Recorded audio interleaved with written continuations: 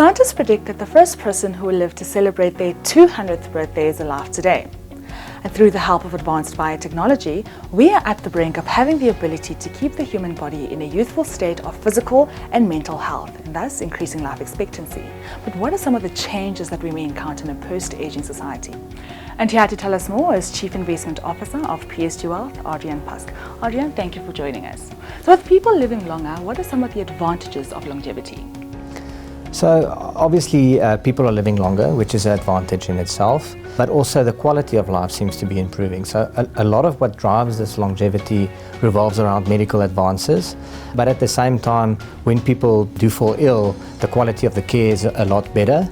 And because people are generally also living healthier lives these days, the quality of life seems to have increased. Well, the advantages are fairly obvious. What are some of the disadvantages of living longer? Yes, there are some key challenges that comes with longevity, in particular in our industry in terms of financial planning and investment planning. So if you're going to live longer, remember part of what we do as a business is to help people make sure that they have sufficient provisions in terms of what they would require in terms of income post-retirement. So if that post-retirement phase is significantly extended, you need to make sure that you've got sufficient capital accumulated before you actually reach retirement. The problem we really face is that people continuously underestimate the increase of this longevity and how long they will actually live. And that then obviously holds other risks on the horizon for people in terms of financial planning. And how do we combat these challenges?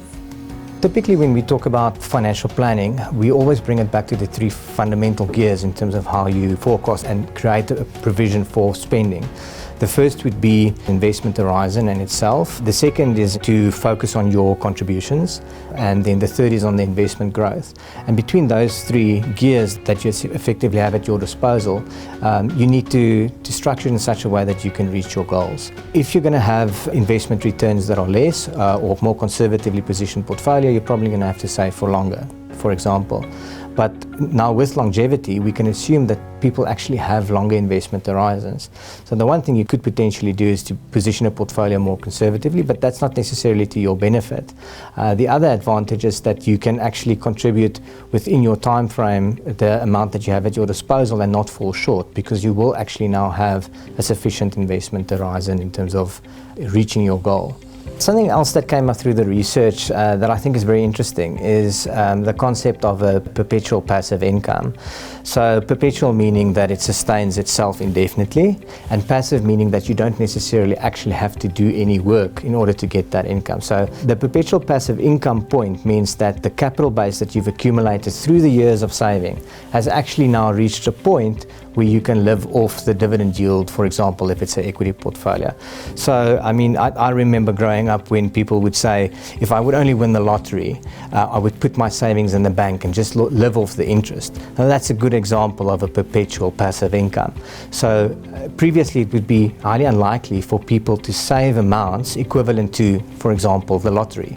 But now with people saving for much longer, you can actually accumulate values that are actually quite similar to that, and you can keep that value passive and still generate income out of that.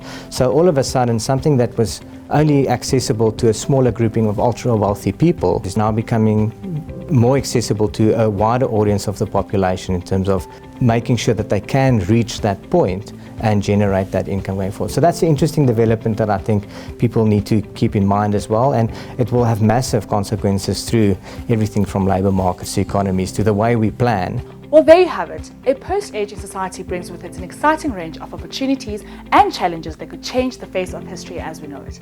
It is therefore crucial to partner with a reputable financial institution that can help you plan for a long and prosperous future. For more information, visit our website.